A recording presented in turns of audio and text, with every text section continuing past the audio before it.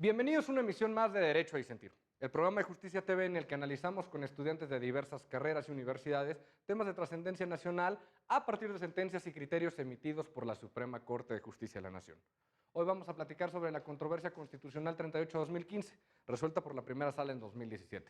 Para hablar de este tema nos acompañan puros abogados: Mauricio Purata, de la Universidad Autónoma de San Luis Potosí; Saúl Martínez, de la UNAM; Juan Carlos Hernández, de la UAM; y Diego Romero, de la NAHUAC. Yo soy Alejandro Telles y a nombre de todo el equipo de Derecho a Disentir les doy las gracias por acompañarnos. Comenzamos.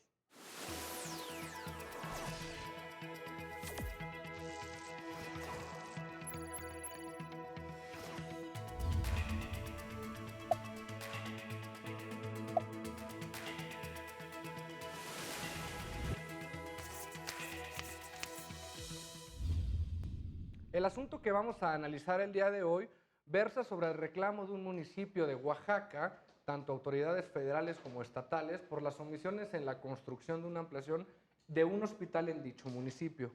Diego, bienvenido a Derecho a Disentir. Platícanos un poquito de qué va el asunto, cuáles fueron los antecedentes. Quizá uno de los antecedentes importantes políticos, más allá de los hechos de la propia sentencia, es que una persona terminó dando a luz en la calle, precisamente porque no había espacio suficiente en el hospital, ¿no? Quizá eso fue lo que más mediático hizo el asunto. Como consecuencia de ello y de la insuficiencia, el ayuntamiento del municipio en cuestión, del estado de Oaxaca, presenta una controversia constitucional. Es importante entender que es una controversia constitucional por las cuestiones de competencia que seguramente en la discusión vendremos platicando y afinando. En esta controversia constitucional señala como autoridades o las autoridades demandadas son, como ya bien anticipabas, el gobernador en calidad de ejecutivo del Estado, el Congreso de la Unión, es decir, la Cámara de Senadores y Cámara de Diputados, y el Ejecutivo Federal. En particular, o digamos en concreto, se reclaman diversas omisiones en el actuar de estas autoridades: presupuesto de egresos, etiqueta de recursos, pero podríamos quizá resumirlos para hacerlo más accesible al público en general, como la omisión de llevar a cabo la ampliación de este hospital de 30 a 60 camas, ¿no? Quizá esos podrían ser los antecedentes a grandes rasgos. Muchísimas gracias. Mau, bienvenido a Derecho a Disentir. Muchas gracias. Platícame un poquito, ¿qué es esta controversia constitucional? ¿Por qué la conoce la Corte? Cuéntame. Mira, si no tengo mal entendido, la sentencia reseña muy poco, no sé si se dieron cuenta, que se promovieron, creo, 2 juicios de amparo, ¿no? Entonces, nada más que uno fue desestimado por falta de legitimidad y otro fue por falta de interés. Creo que fueron los dos, porque si no mal tengo entendido, porque no pude saber qué amparos eran, y no pude leerlos, vino el propio municipio y le dijeron: pues tú eres autoridad, ¿no? Incluso tú no puedes venir aquí al amparo. Y la otra persona que promovió el amparo no tenía legitimidad porque no era la persona que había dado a luz en la calle, no, sí, afuera de las instalaciones de este hospital. Entonces creo yo que como único medio de control constitucional que le queda a este municipio para venir a instar a que se pueda llegar a ejecutar esta obra, que era la ampliación de un hospital, como ya bien lo reseñaste, era la controversia constitucional, que es un tema bastante amplio que nos da para hablar si es el medio adecuado, ¿no? Para que un municipio pueda hacer valer estos derechos. Pero se me hace muy importante la sentencia y creo que la Corte hizo bien en casi todos los aspectos de la sentencia en poder, al final de cuentas, resolver que sí se debe de terminar con este proyecto, salvaguardando en todo momento el derecho de la salud de toda la población que vive allí en ese municipio de Oaxaca. Muchísimas gracias, Saúl. Bienvenido a Derecho a Disentir. Muchísimas Platícame, gracias. ¿a favor o en contra de la sentencia? ¿Por qué? Muchísimas gracias, Ale. Un saludo a todo el auditorio que nos ve desde la comodidad de su hogar. Yo creo que la Corte tiene muy claro en esta controversia constitucional que los valores supremos a garantizar en este caso son el derecho a la salud y el principio de interés superior del menor. Creo que la controversia se desarrolla en base a estas dos prerrogativas inherentes al ciudadano, y yo creo que también se desborda a través de los hechos en el ámbito político la incompetencia para coordinarse entre los ámbitos federal, municipal y estatal en su caso. La Corte hace un planteamiento muy claro de que la Cámara de Senadores, en primer lugar, no es autoridad responsable, porque no es la encargada de aprobar el presupuesto de egresos de la Federación, pues es una facultad exclusiva de la Cámara de Diputados.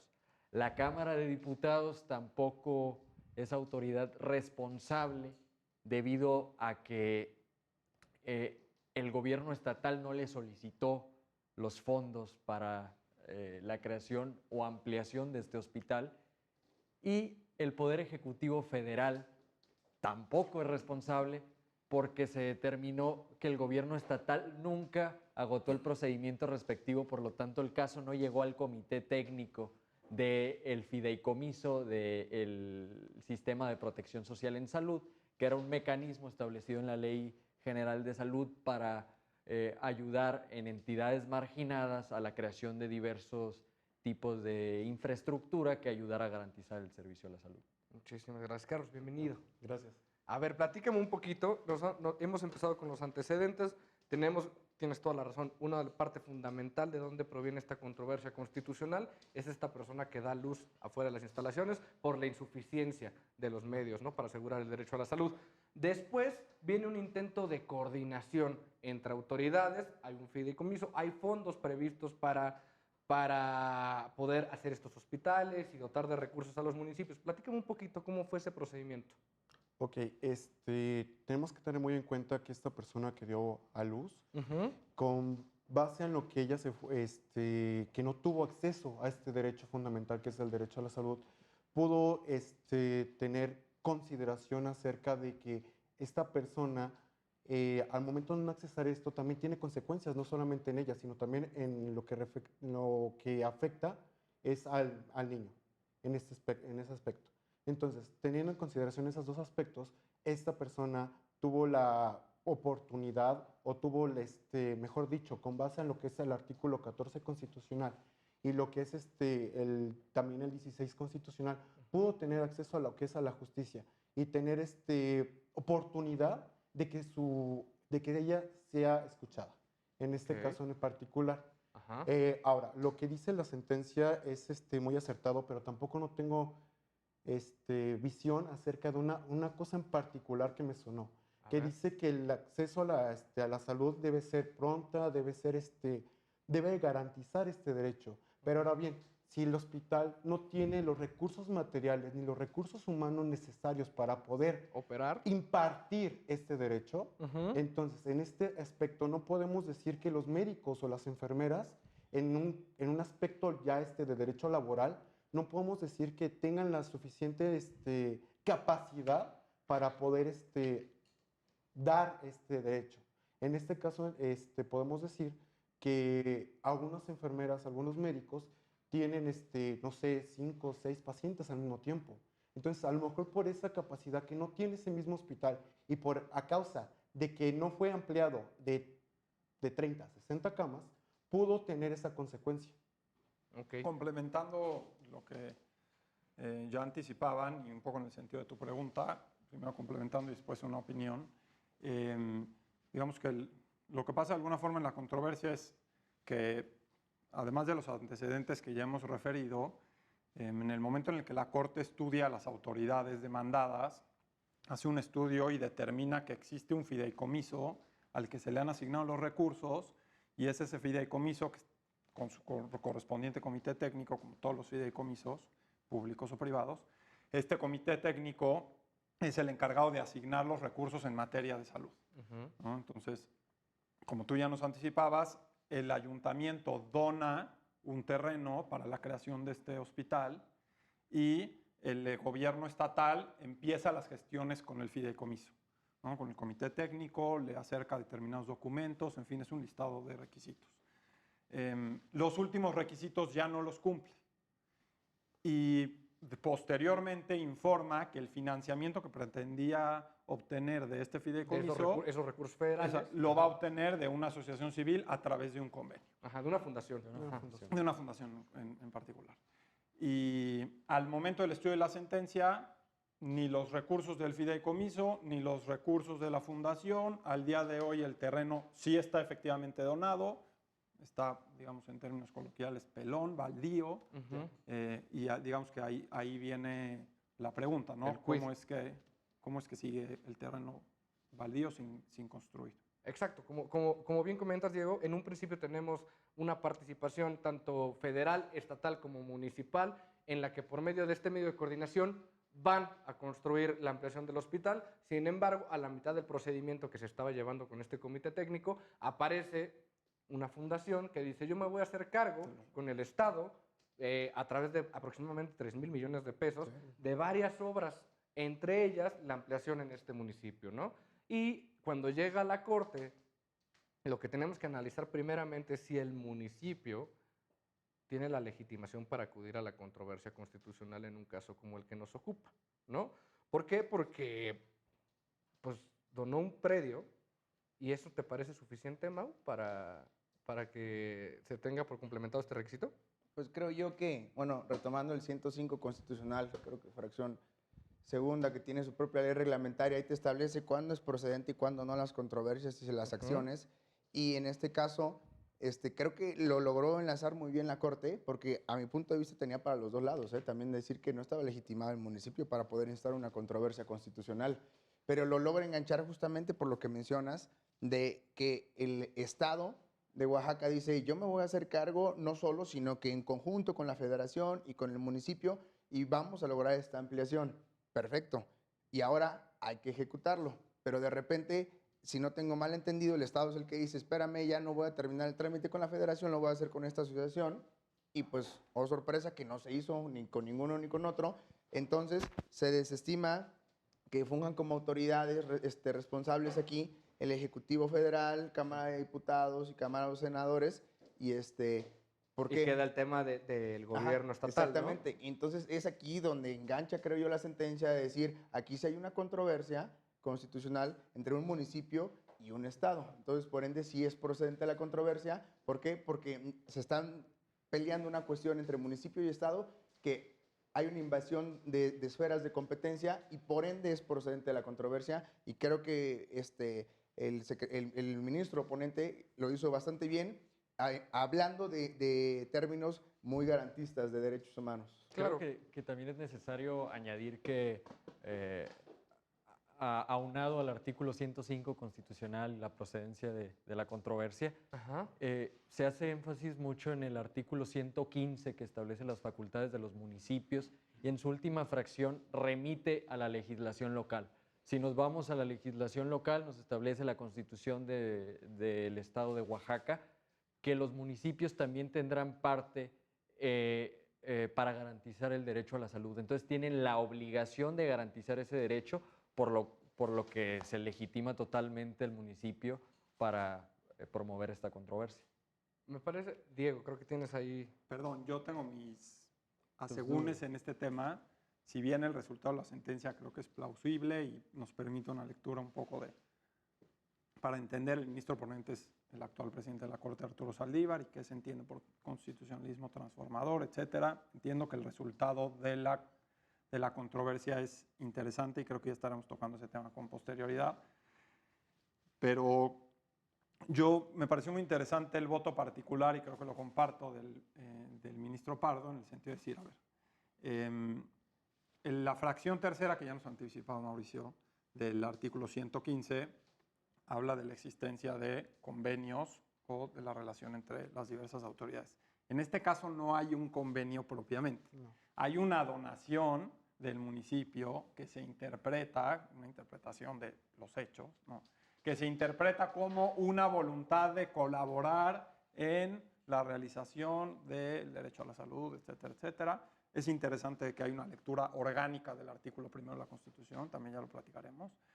Pero específicamente el tema de legitimación creo que sí es muy discutible porque no había un convenio y por eso después de perder el boleado y presentar los antecedentes, yo especificaba que es una controversia constitucional, ¿no? Y para que, digamos, el público que quizá no sea tan versado entienda que la controversia constitucional es un medio de resolución de conflictos de competencia. Exactamente. Entonces, claro, si no tenías muy clara la competencia porque no había un convenio, pero donaste el terreno y eso se entiende como que había un convenio no escrito, en fin, creo que ahí hay un área gris interesante. Me parece súper interesante este tema que tocas, Diego. ¿Por qué? Porque para poder partir en los bloques subsecuentes, analizar el fondo del asunto, primero tenemos que definir este ejercicio que se hizo, como tú bien lo dices, sobre si existía o no un conflicto, no un conflicto competencial, sobre si había una distribución de competencias en pugna.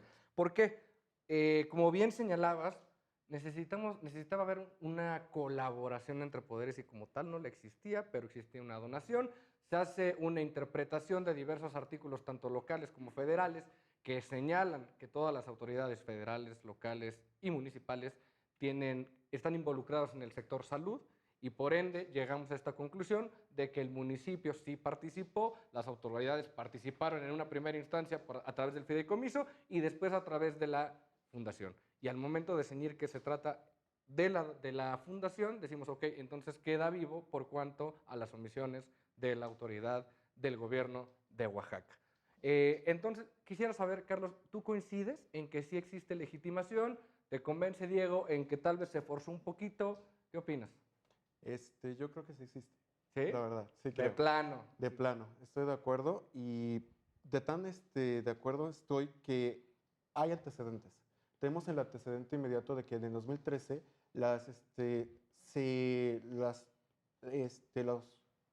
tanto el Estado como los representantes del Estado, tanto del municipio y además también lo que es el secretario de Salud, pusieron hasta la primera piedra. Entonces, ahí hay una colaboración entre todos y hay un antecedente inmediato en esto. Entonces, bajo esa premisa podemos decir que efectivamente existe. Aquí quedamos con un sí, con un no, con un sí. Mauricio, Y con compromete criterio. ¿Puedes empatarlo o desempatarlo? Con un más o menos te vas a quedar de mi parte, porque es que sí Está bien, concuerdo es que un si área nos gris. vamos a los formalismos del derecho, obviamente sí concuerdo con tu punto de vista totalmente, en el que yo digo, híjole, les tiraron la liga para poderle entrar al asunto, pero en un México en el cual están en boga los derechos humanos y ese ministro vela mucho, tiene grandes criterios amplios, los cuales admiro bastante, creo yo que sí no te puedes esperar a que en otra manera puedas solucionar ese problema. Y si no te puedes esperar y tú sabes, como ministro ponente, que el día de mañana, si ese asunto tú no lo levantas, ya se perdió, pues entonces creo que sí se puede llegar a justificar, en mi punto de vista, que se haga procedente, porque si no, ya de alguna otra forma no se puede hacer. E incluso el proyecto trata de robustecer, ¿no? Y empieza a poner, lo que pasa es que hubo actas de cabildo, si no mal recuerdo, y en esas actas de cabildo ahí se habló de la cesión y la donación, y por ende ahí lo hila que sí, si realmente existió, por así decirse, un convenio. Entonces, yo tengo pues mi lado obviamente conservador, pero también tengo mi lado... Mi corazón. Mi corazón. Y entonces, la verdad sí comparto el fondo, como tú dices, del asunto y a los puntos resolutivos a los que se llega, pero pues para los dos lados se pudo haber movido ese asunto. Y creo que retomas un punto importante de lo que comentaba Diego. Cómo analizamos este tema de fijar si existe o no legitimación para promover la controversia constitucional con el resultado al que se quiere llegar en una protección mucho más amplia de los derechos humanos. No saben cómo estoy disfrutando esta conversación, supongo que en casa también, tanto como yo, pero tenemos que irnos un corte. No te vayas, regresamos en Derecho y Sentir por Justicia TV. Estamos de vuelta en Derecho a Disentir por Justicia TV. Estamos analizando una controversia constitucional en la que se ve involucrada el derecho a la salud, la omisión por parte de determinadas autoridades para la ampliación de un hospital. Y creo que en este primer bloque ceñimos muy bien un primer punto de discusión, la legitimación del municipio para venir a la controversia constitucional, pero no hemos terminado con ese debate. Saúl, ¿nos querías compartir un punto? Sí, claro. Entiendo el punto de Diego. Creo que si hacemos una interpretación exegética de la ley, sí se podría argumentar que no existe la legitimación que el municipio confiere, ¿no? Conferida al municipio. Sin embargo, en este tema estamos hablando particularmente de la justiciabilidad de los derechos sociales, este ámbito de prerrogativas que afectan a los grupos más vulnerables y que se trata de proteger bajo este esquema. Yo creo que el ministro, que es un referente en la materia de la progresividad de los derechos humanos, tuvo en cuenta tu argumento, pero creo que, como dice Mauricio también, tenía para los dos lados, pero haciendo un test de proporcionalidad, haciendo todo lo necesario para ponderar, creo que el derecho a la salud es superior y el haber expuesto tu argumento en ese sentido, creo que hubiera sentado un precedente negativo para el derecho a la salud en México. A ver, yo como lo entiendo, digo, y es mi argumento, pero también es el argumento del ministro Pardo Rebolledo, para que no se quede así como en Diego Romero ahí el desconocido Diego y de el la ministro náhuac, Pardo dicen. avalado por el ministro Pardo, para que tenga punch. A ver, o sea, entiendo y por eso yo anticipaba, comparto el fondo, pero creo que esta discusión que pareciera competencial, que pareciera un obstáculo, tiene de trasfondo o tiene, digamos, subyacente una discusión más amplia, que no vamos a votar ahora, pero muy interesante, que es cuál es el papel del juez, hasta dónde puede llegar con buenas intenciones o con malas intenciones. Hoy son con buenas intenciones, le da trámite a un interés legítimo complicadón, vamos para adelante. Pero ¿qué pasa cuando se da trámite y el fondo no es compartido por la sociedad? Entonces ahí ya no nos gusta tanto. Por eso decía que, o sea, creo que es una controversia interesante porque nos permite una lectura de Arturo Saldívar como ministro de la Corte, como hoy presidente y el resto que le quedan de años como tal de la institución de la Corte, y esta idea que trae de constitucionalismo transformador, de desarrollo de los DES, de generar una sociedad más igualitaria, que es muy plausible. Pero esa agenda va acompañada de un cierto entendimiento del papel judicial, que es muy activo y que cuando es para buenas, hay que aplaudirlo y reconocerlo, pero Puede digamos haber que casos es una malos, concentración de poder importante que hay que tener, digamos, cuidado, o al menos en mi caso, yo soy un poco más escéptico de un poder judicial tan discrecional, pero digamos que en el fondo comparto el resultado de la controversia, pero creo que este tema como dice subyacente Diego, es interesante. este tema de qué tan estrictos vamos a ser con los requisitos de procedencia no se presenta únicamente en las controversias constitucionales, ¿no? Hemos visto casos, para no nombrar ninguno en concreto, pero relacionados con la ley de amparo, en los cuales también se ha dicho, bueno, ¿qué tanto puede jugar la Corte con esta procedencia, ¿no? Con el, sí queremos llegar a este resultado, pero tenemos que forzar un poco lo que es la procedencia. Mauricio, ¿tú qué opinas al respecto? Cuando el resultado lo vale sí, no, ¿cuál es el papel de un juez activo, un juez que aplica la ley de manera formal? Pues creo yo que un juez debe de ser ejemplo para la sociedad mexicana y no nada más para la sociedad mexicana, porque creo que un juez tanto local como federal, como todos los ministros, sus sentencias siempre creo que deben de tratar de impactar a la sociedad de manera positiva. ¿Por qué? Porque en ellos está el patrimonio de la gente, e incluso a veces está en juego la libertad de la gente, ¿no?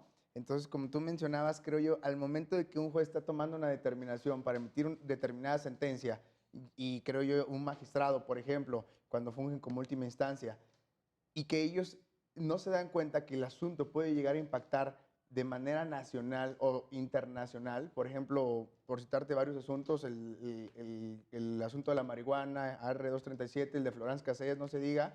Entonces, ahí tú como juez también tienes que sacar tu sentido humano, creo yo, ya sabes, y porque tú le estás transmitiendo un mensaje a tu sociedad, un mensaje de qué tanta legitimación cuentan actualmente en México los jueces con o no cuentan con ella. Pero relajar los requisitos de procedencia también se juega para el otro lado, ¿no? Si establecemos un precedente de este tipo, pues sí, con cierta conformación de la Corte el resultado podría ser positivo, pero en un determinado momento, llamémoslo así, este mismo relax de los requisitos de procedencia nos podría dar a resultados mucho más conservadores.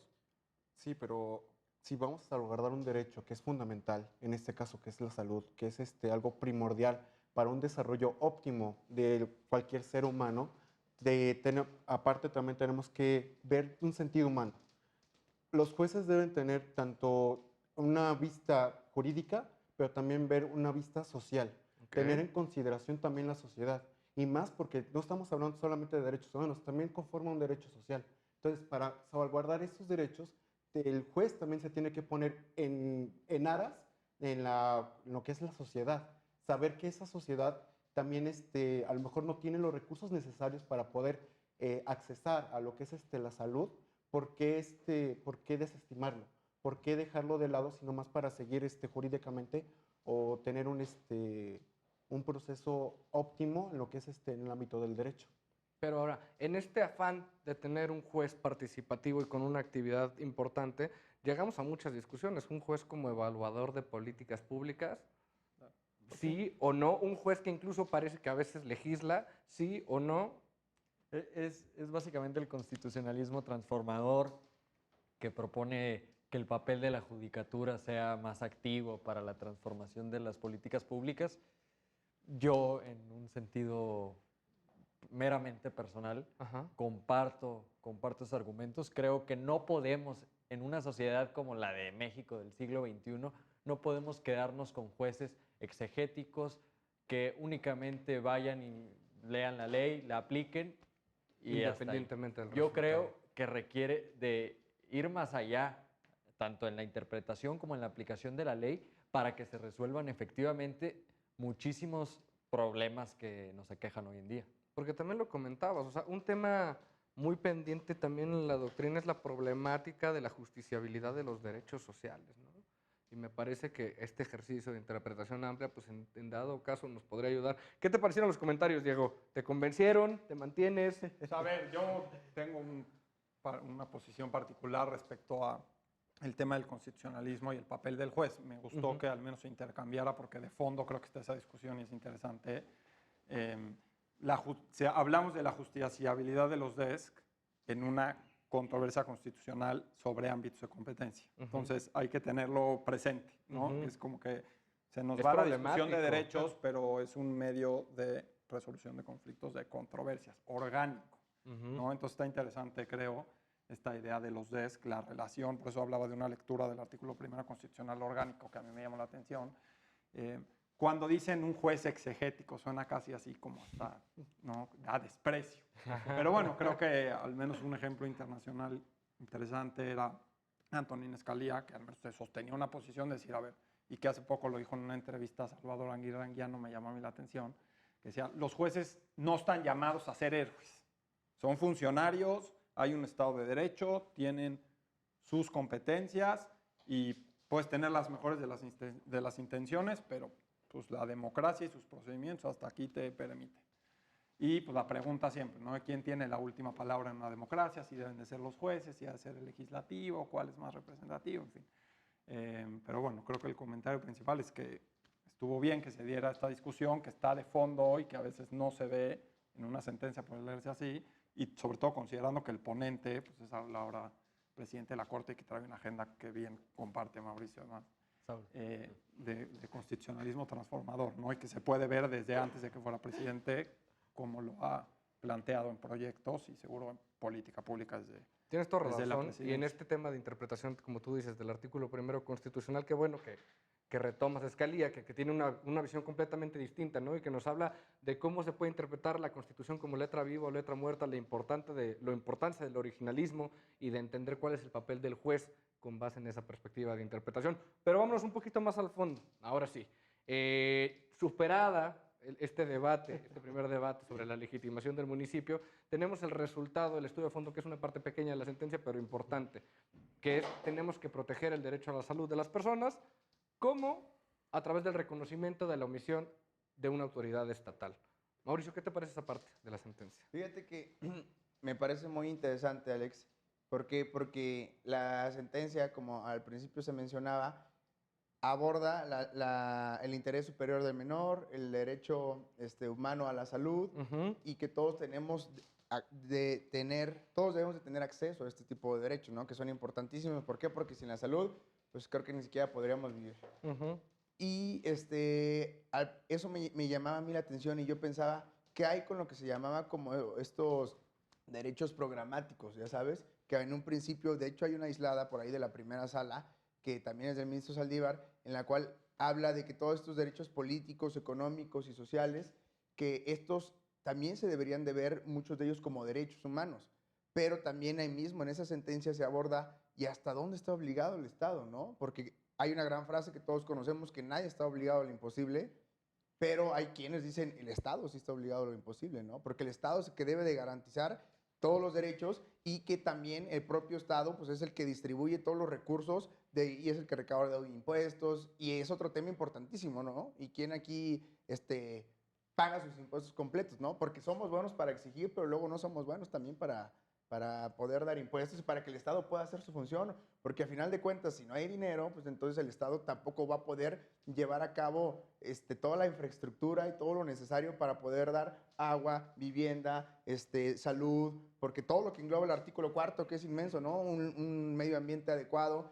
Y yo digo, estoy totalmente de acuerdo, pero entonces si nos centramos en ese punto y el Estado está obligado a dárnoslo, entonces también se dispararían amparos por doquier, ¿no? Donde todo México estuviera promoviendo su amparo porque no hay un derecho a la salud, un medio ambiente adecuado, empezando aquí por la Ciudad de México, a la vivienda, exactamente. Entonces, creo que es un punto muy importante que quizá la sentencia no se mete muy a fondo y creo que debió de haberlo hecho para poder darle una mayor explicación al lector y, y decir por qué sí o por qué no, o hasta qué grado el Estado sí está vinculado y obligado a, ya sabes. Eso es Sí, claro. más o menos mi Entiendo tu punto. Me parece que esta protección y garantía progresiva de, tanto de los derechos humanos y de los derechos sociales viene aparejada con una evolución normativa a nivel internacional bastante importante, ¿no? Donde tenemos que partir de que los recursos para cada Estado pues, son escasos, ¿no? Entonces, ¿hasta dónde llega la obligación del Estado de cumplir con ciertas características de estos derechos? Pero antes de entrar a ese debate, Juan Carlos, platícame a ti qué te pareció esta parte, el estudio de fondo de la sentencia. Me pareció que dio al punto, efectivamente, ya que al momento de estudiarla me pude dar cuenta que efectivamente el derecho a la salud debe ser protegido por parte del Estado, pero como dice Mauricio, el Estado hasta qué grado lo va a poder garantizar, cuántos recursos económicos se tienen para poder garantizar ese derecho. Y no solamente, aparte de los recursos económicos, también estamos hablando de recursos materiales y recursos humanos para poder impartir este derecho. Porque a lo mejor tenemos enfermeros, tenemos médicos, pero no tenemos el medicamento necesario o el instrumental necesario para poder impartirlo. Entonces, son varios factores en los cuales podemos englobar que, ok, el Estado tiene que salvaguardar este derecho, pero ¿a costa de qué? ¿A costa de qué lo va a poder salvaguardar? A ver, pero me parece que en el caso concreto partimos de una circunstancia especial y es que había como tal participaciones federales que podían asegurar el cumplimiento del derecho y una determinada acción gubernamental a nivel estatal que dice voy a optar por otro mecanismo, pero para asegurar el mismo resultado, que es la protección del derecho a la salud de los habitantes de ese municipio con participaciones de una fundación. Y ahí la sentencia es donde aborda y dice, a ver, ¿hay una omisión como tal? ¿A ti qué te parece, Diego? O sea, yo creo que, digamos, nada más para aclararle al público, o sea, cuando nos referimos al fondo, es la sentencia, termina diciendo la autoridad de todas las demandadas, el Ejecutivo sí es responsable por una omisión. ¿Cuál? La de obtener el financiamiento para acabar la obra. El Ejecutivo de Oaxaca. El Ejecutivo de Oaxaca, correcto. Ajá. No el Ejecutivo Federal, porque ya hemos hablado del fideicomiso. El Ejecutivo de Oaxaca, al final no tuviste los recursos. ¿No? Pudiste haber ido con el fideicomiso, preferiste ir con la fundación, al rato no te dieron la lana y hoy no ha pasado nada. ¿No? Entonces, ahí hubo una omisión de la obtención de esos recursos cuando había opciones. A eso nos referimos, digamos, con el fondo. Yo tengo dos comentarios. Uno es, como decía Juan Carlos, en un principio creí que me hubiera gustado ver una explicación un poco más profunda de los DESC, el tema de derecho a la salud, un poco lo que ha venido diciendo el comité, que es tu inquietud respecto a necesidades económicas, número de pacientes, número de enfermeros, o sea, en fin, hablamos de recursos disponibles escasos o finitos. Y ya el comité ha hablado de varios criterios, disponibilidad, aceptabilidad, accesibilidad, calidad, etc. ¿no? Pero, al mismo tiempo, y perdón que sea reiterativo, estamos hablando de una controversia constitucional, competencias, no derechos, orgánico, no dogmático. No estamos hablando del listado de derechos, del Bill of Rights, estamos hablando de un conflicto de competencia. Entonces, me parece ahí, y he de reconocerlo, donde está la creatividad y la astucia de la sentencia, ya sea del ponente o de sus secretarios de estudio y cuenta, o, en fin, de la primera sala, podríamos decirlo, de alguna manera, desde la discusión de las competencias, asegurar un derecho que implica que es un DESC, es decir, un derecho económico, social, cultural, a eso nos referimos con DESC, asegurar un DESC que es un derecho que implica una cierta actividad del Estado. Entonces, la relación entre competencias, Estado, proporción de ciertos servicios que garanticen el derecho, como el caso de la salud, la ampliación de las camas, me parece que ahí es donde está la parte, digo, interesante, creativa, astuta, se las ingeniaron para, desde un discurso orgánico, proteger un derecho, y eso sí me parece ingenioso. Y me parece que esa misma astucia podría justificar la ausencia de este marco normativo, de esta explicación del crecimiento de la protección de los desks, ¿no? Porque estarías jalándolo al terreno Exacto. de los derechos. Entonces dirías, a ver, si la mitad de tu sentencia habla de derechos, y estamos hablando de conflictos competenciales, entonces, por eso yo decía, en un primer momento se me antojó, después, creo que con una segunda lectura, digo, creo que fue más astuto o más prudente no abundar tanto en un discurso de derechos, porque pues hubiera evidenciado, porque al final ahí está, El truco. evidenciado el truco de la discusión orgánica para pasar a una protección dogmática, plausible, ¿no? Pero Creo que con truco. tienes efectivamente toda la razón. Quería ahondar un poco. Tú decías de que nadie está obligado a lo imposible, sí, pero el catálogo de derechos humanos está plagado de ideales que tal vez sean muy difíciles de cumplir. Sin embargo, eso no exime al Estado de su responsabilidad de garantizar un mínimo en esos niveles del derecho. En este caso, la Suprema Corte es muy enfática en que lo que se tiene que hacer es garantizar ese derecho en su aspecto más mínimo, porque ni siquiera tenían camas, o se hace la referencia de que las camas estaban sin colchón, en mal estado, y que es la realidad que vive el sector salud en nuestro país. A nivel nacional, claro. Evidentemente existe una omisión por parte del Ejecutivo Estatal porque tenían acceso a esos recursos cumpliendo los requisitos y se hace referencia en los elementos probatorios a que el director general de Servicios de Salud de Oaxaca envió una carta donde se desistía de este fondo del fideicomiso porque se iba a suscribir un acuerdo con una determinada fundación. Yo creo que aquí convergen la omisión con la irresponsabilidad de los funcionarios públicos que hicieron un convenio sin forma, porque no han podido garantizar, ni pudieron garantizar hasta el momento de la sentencia, que la fundación se hiciera cargo de los aspectos financieros del hospital. Entonces yo creo que ese es el quid en este Claro. subtema. Algo, perdón, si Sí, me sí, dejas sí, claro. agregar, algo que me gustó mucho de lo que mencionaste es de que creo que también un juzgador siempre tiene que ser claro en su sentencia. O sea, quizá el hecho de que sea una controversia constitucional no te dé para más, ya sabes. O sea, ¿qué efecto le vas a dar a una controversia? Como tú dices, tú no puedes reparar quizá todo el daño en una controversia, vaya. Igual, o sea, ¿qué más quizá que al ministro le hubiera gustado que incluso le hubieran dado una indemnización a esa persona, ¿no? Yo creo. 120 camas. Pero creo yo Un que hospital nuevo. por tratarse de una controversia constitucional en específico, creo que fue una buena salida. ¿Por qué? Porque tú nada más no puedes decir, bueno, sí hubo una esfera de competencias y como hubo una esfera de competencias, tú violaste tal derecho. No, sino que la sentencia dice, si hubo una esfera de competencias y te sentencio a que en 18 meses tengas tú ya por cumplido y por terminado y estés brindando este servicio, ¿no? O me muestras una fuente distinta de financiamiento. Eso es un tema muy importante. El tema del cumplimiento. ¿Cómo vamos a verificar el cumplimiento de esta controversia constitucional? Es un tema que seguramente abordaremos en el tercer bloque porque nos quedan también muchos temas que discutir. Están tocando puntos muy interesantes sobre la justiciabilidad de los DESC y cómo podemos asegurarlo también por estos mecanismos como la controversia constitucional. ¿Es válido o no?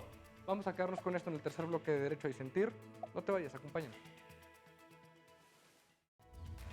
Estamos de vuelta en Derecho a Disentir por Justicia TV. Seguimos analizando la controversia constitucional promovida por el municipio de Huajuapan de León, en Oaxaca, donde por cierto es el defensa de la selección mexicana, Ricardo Osorio, muy famoso. Pero nos querías comentar, Diego, un tema sobre el fondo del asunto. O sea, al final la Corte termina resolviendo que la competencia violada al ayuntamiento es precisamente la competencia para proteger y garantizar el derecho a la salud. Es un poquito en lo que veníamos diciendo de los DESC y la relación entre autoridades y protección de estos derechos, ¿no? Es decir, es una esfera competencial para llevar a cabo una determinada protección. Entonces, esa es la competencia concreta que se ve violada o en palabras de la propia ejecutoria, se ve frustrada por precisamente la omisión de obtener los recursos para realizar la ampliación. Me parece una muy importante precisión, sobre todo para analizar el siguiente tema, que es los efectos de la sentencia como tal. ¿Qué nos podrías platicar, Mau, sobre los efectos de la sentencia? Los efectos de la sentencia, creo yo, en esta controversia, como en algunas otras que me ha tocado ver, creo que son muy relativos. ¿Por qué? Porque muchas veces no se expone el por qué se da determinado tiempo, ¿no? Me ha tocado veces que leo alguna controversia y veo que se les da 3 meses para modificar alguna legislación que invade esferas competenciales y a veces se les da más, ¿no? Entonces creo que eso pues, puede ser muy relativo. Y en este caso se les da un plazo no mayor a que estén informando, creo que cada 3 meses, de cómo ha sido el cumplimiento, si no mal recuerdo, los efectos de la sentencia, y les da un máximo plazo de 18 meses para que ya tengan por completo funcionando esta ampliación de este hospital. Entonces, digo, es aplausible y es, bueno, quizá un tiempo considerable para que el Ejecutivo del Gobierno del Estado de Oaxaca pueda llevar a cabo las acciones necesarias para concluir esa obra, ¿no? ¿Por qué? Porque si a final de cuentas ya se comprometió y si en ese entonces se llegó a comprometer por alguna cuestión política, que quiero imaginar yo que no haya sido por eso, pues entonces ahora ni modo, ahora que la cumpla, ¿sabes? Me parecieron buenos los efectos, los comparto y que si yo la hubiera proyectado les hubiera dicho es más en un año máximo, ni siquiera en 18 meses, máximo en un año, ¿ya sabes? Como bien mencionas, es importante reconocer que la Corte da la posibilidad, ¿no? Tanto de ya tener en funcionamiento el hospital como de encontrar otro mecanismo de financiamiento que permita ese resultado. Juan Carlos, ¿quieres decir algo? Sí, claro, pero el tiempo es necesario, ese plazo que da es necesario para poder construir esa ampliación. A lo mejor en ese lapso a lo mejor no se administra bien o no se construye bien y bajo las prisas para poder cumplir lo que es la ejecutoria, a lo mejor, no sé, al momento de la infraestructura no es adecuada para poder proporcionar este derecho. O sea, ¿te pareció muy corto? Se me parece muy corto. Ok. Parece un poco, se me hace inverosímil el tiempo en el que el plazo que dio la ejecutoria para poder realizar la ampliación del hospital. ¿Tú qué opinas, Saúl? ¿También te parece corto? Yo, yo creo que también 18 meses es muy poco tiempo. Creo que podría resultar contraproducente si se busca garantizar un servicio, bueno, la prestación de servicios de calidad, garantizar efectivamente el derecho a la salud y en las condiciones en las que se encontraba el hospital. Yo creo que si no existen las gestiones correspondientes en esos 18 meses vamos a terminar con la misma historia de un hospital mal construido, un hospital sin el mobiliario, sin el personal adecuado y el derecho que está en boga va a quedar indefenso como está o como estaba en el momento Y de realizar garantizar la otros derechos, por ejecutoria. supuesto, porque a lo mejor si lo vemos en un ámbito geográfico, está en un lugar sísmico. Si esto se construye rápido para poder cumplir la ejecutoria, a lo mejor en un temblor fuerte o en un movimiento sísmico fuerte, puede que ya esté involucrando otros derechos que se van a poder se van a ver afectados en este caso, por ejemplo. Entonces, tenemos que garantizar también que esa construcción sea bajo la normatividad que regula la ley. Que como bien comentaban en el bloque anterior, hay ciertos parámetros internacionales que protegen que el derecho a la salud no se ve cumplimentado, no se ve protegido, no se ve garantizado con el mero hecho de poner un hospital. Hay ciertas características que Diego mencionaba hace poquito que se tienen que cumplir, ¿no? La accesibilidad, la asequibilidad, etcétera, ¿no? Entonces, en ese punto sí toma relevancia lo que ustedes están comentando, ¿no? La Corte busca que el hospital, bueno, esta ampliación ya está en funcionamiento en un determinado plazo, pero eso no asegura muchas cosas, ¿no? Diego, ¿tú qué opinas sobre este punto? Yo los creo que efectos? también hay que considerar un poco por la relatoría de hechos que hace la sentencia que ya existía un avance respecto, digamos, al proyecto. Si bien no había una construcción, ya había una validación de equipos, si no mal recuerdo. O sea, ya estaba de alguna manera planeado y quizá esa información pudiera recuperarse, sería un tema de conseguir los fondos. Ahora, digo, yo lo desconozco, pero si implica llevar a cabo una gestión con el comité técnico, el fideicomiso, pues probablemente sí sea un tema que quizá en la obtención nada más de los recursos cierto tiempo. Supongo que la Corte lo estudió, la verdad es que lo desconozco. Lo que sí me parece interesante es que al menos son unos efectos muy claros, que son, como ya lo anticipaban, nada más para recapitular, que son 3. Primero, construyan la ampliación. Segundo, vayan informando periódicamente. Y tercero, pues un plazo límite, ¿no? Y en esta idea un poco, pues, no en este caso tanto dialógica, decir, bueno, al menos veme informando, tú hazlo. Tú ves cómo tienes los recursos públicos, privados, pero sí veme informando. Y creo que el seguimiento ahí, la Corte, ya no, o sea, no sabemos cuál ha sido, digamos, el papel de seguimiento propio de la Corte, pero sí es importante que si ya se tiene una sentencia, pues exista un seguimiento fuerte para tener una sentencia que tenga resultados importantes. Ahora, Mau, ¿tú qué nos podrás platicar un poco sobre cómo se lleva a cabo el cumplimiento en una controversia constitucional? ¿Cómo van informando? Pues mira, el cumplimiento de una controversia constitucional que me ha tocado conocer de varias en tiempos anteriores, una vez que la Corte proyecta su sentencia y ya se falla, normalmente es raro ver una controversia que traiga estos efectos de que obligues a alguien a construir un hospital. Normalmente siempre es que lo obligas a cambiar una legislación que a final de cuentas termina violando la esfera competencial de una entidad federativa con otra, algún municipio, o de límites territoriales, que hay muchos también, ¿no? Eso sí los obligan muchos a delimitar sus cuestiones territoriales y se les da un tiempo que la Corte estime necesario, unos 90 días, ¿para qué? Para que se junten en cabildo, se junte el Poder Legislativo de tal Congreso, para que legisle y que cambie esa ley. Pero en este caso, creo yo que ya había mucho tiempo que había mediado, entonces a mí no se me hace desproporcional que se les haya fincado 18 meses y que incluso, como tú mencionas, no estaba en ceros la obra. Y dos, creo que igual si nos ponemos a debatir cuánto tiempo para ti y para nosotros sería, digo, estamos hablando entre puros abogados, ¿no? Entonces, después vamos a mandar a hablarle a ingenieros y a arquitectos para ver, y entonces así, pues vamos a terminar la obra hasta cuándo, ¿no? Mínimo la Corte fija ese parámetro, ¿no? De todas las acciones que tienes que hacer, me las vas a ir informando periódicamente y ya sobre eso poder pronunciarme, ¿no? Claro, e incluso existe o sea, el incidente de no cumplimiento de una sentencia de controversia que lleva hasta la destitución del cargo de la persona que lo incumple. Entonces, eso está bueno. Qué interesante. Juan Carlos, después de este debate, de todo hemos tocado muchísimos temas de manera muy puntual, lo cual se los agradezco. ¿Tú con qué te quedas de este debate después de la sentencia? Yo lo que me quedo es de que bajo la sentencia es garantizar un derecho, que eso es lo que se tiene que ver, visualizar y además como sociedad, ¿no? Garantizar eso, un derecho y de un derecho fundamental, que es el derecho a la salud, que es importante para el desarrollo de la persona, un desarrollo integral de la persona. Y no solamente se fue afectado a una persona, sino también a un menor. Entonces, en este caso en particular, estamos hablando de un menor. Entonces, tenemos que garantizar aún más esos derechos, porque el menor no puede exigirlos. A lo mejor a través de sus padres los pueden exigir, pero él ¿cómo va a exigir este derecho? Y además estamos hablando de un bebé, un recién nacido. ¿Cómo vamos a garantizar ese derecho?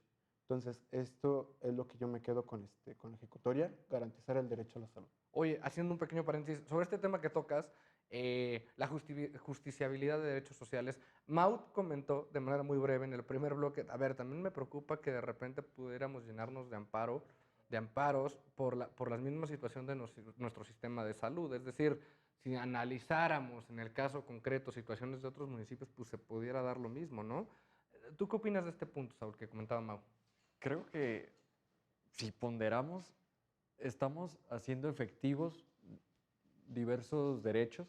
Creo que no debiera verse como un problema mucho mayor el que los tribunales se encuentren saturados de asuntos, de amparos, a que se transgredan diversos tipos de derechos. Yo creo que estamos en un aspecto formal y otro aspecto material, de fondo. Yo creo que la protección del derecho siempre va a ir sobre cualquier aspecto meramente procesal, administrativo o de cualquier índole, y creo que la garantía del derecho a la salud, que es uno de los derechos supremos dentro de cualquier ordenamiento jurídico, lo amerita. Ahora, esto deriva en otra pregunta que, Sí. que ahora me gustaría hacerte a ti, Diego, y es, en un papel donde tenemos un sistema de salud que pudiera llamarse, o podría llamarse en el pasado, como quieran verlo, deficiente, ¿y cuál es el papel del juez?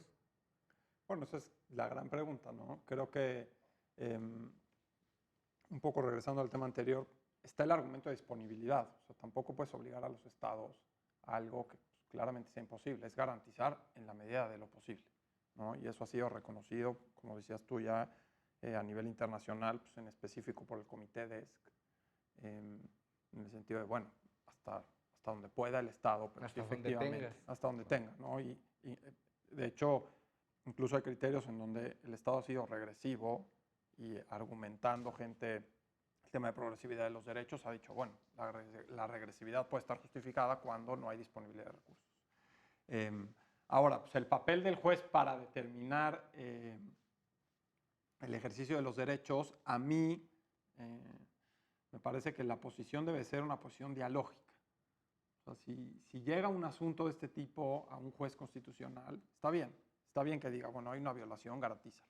Pero debe de haber un espacio abierto para que sea la autoridad, la sociedad civil, la población, quienes ideen el medio de satisfacción de ese derecho, ¿no? No solamente por un tema de inclusión, de discusión democrática, de que no sea el juez al final el que termina decidiendo todo y cómo han de ser las cosas, sino también por un tema de aceptabilidad. O sea, si al rato estamos hablando de indígenas o estamos hablando de una comunidad en concreto que no acepta determinados medicamentos, por ejemplo, y es el juez el que indica cómo han de hacerse las cosas, pues podemos tener ahí un problema de aceptabilidad de la población o queda muy retirado, en fin. O sea, creo que el juez sí debe de reconocer una violación de derechos, pero debe ser muy cuidadoso y debe ser muy abierto en el procedimiento de la determinación de la política pública, y eso puede, digamos, dejarlo en manos, obligarlo, ¿no? Decirle, a ver, te las tienes que ingeniar, no sé cómo vas a satisfacer el derecho, lo tienes que satisfacer, pero delegar ese tema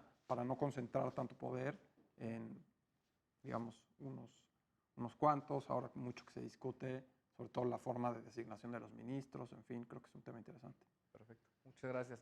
Mau, después de este pequeño paréntesis al cual también, si quieres abonar, tus conclusiones después de este debate. Mis conclusiones, que digo, comparto los resolutivos de la sentencia, como creo que muchos compartimos, y ya para concluir, yo nada más quisiera decir que, o sea, no sueño con un mundo ideológico, ya sabes, pero creo yo que si algún día un juez de distrito, local, magistrado, ministro llegan a ver este programa, mi mensaje sería decirles, o sea, sí atrévanse a hacer las cosas distintas, atrévanse a impactar en la sociedad, porque nos hemos dado cuenta que sí, un juez no es un héroe, pero a mi punto de vista México está en guerra en contra de la pobreza, en contra de la discriminación, en contra de la vulneración a derechos humanos, y si ellos no lo hacen, entonces nadie más lo va a hacer. A final de cuentas, ellos son la última instancia y sueña utopía, pero como decía Ferraioli, utopía para mí sería decir que las cosas van a seguir igual y que no van a poder cambiar. Entonces, ojalá se atrevan, ojalá sean progresistas y ojalá vayan más allá, como muchos de ellos lo han demostrado en grandes sentencias, como fue la que ahora estudiamos. Y pues bueno, con ese gran sabor de boca me quedo. Que también este tema que decías me recuerda también el mensaje que decía el ministro presidente no hace poco, que hay un poder judicial en deuda con los más desfavorecidos, con los más necesitados, y los tribunales tenemos que escuchar ese reclamo, ¿no? de legitimidad. Mi estimado, para despedir, ¿con qué te quedas? ¿Qué te deja este debate, qué da la sentencia? Creo que el constitucionalismo le debe muchísimo a los derechos sociales y a sus titulares, ya lo acabas de mencionar. Gargarella dice que las constituciones latinoamericanas se componen de dos aspectos fundamentales: el catálogo de derechos y esa maquinaria constitucional donde se establecen los mecanismos para hacer efectivos esos derechos.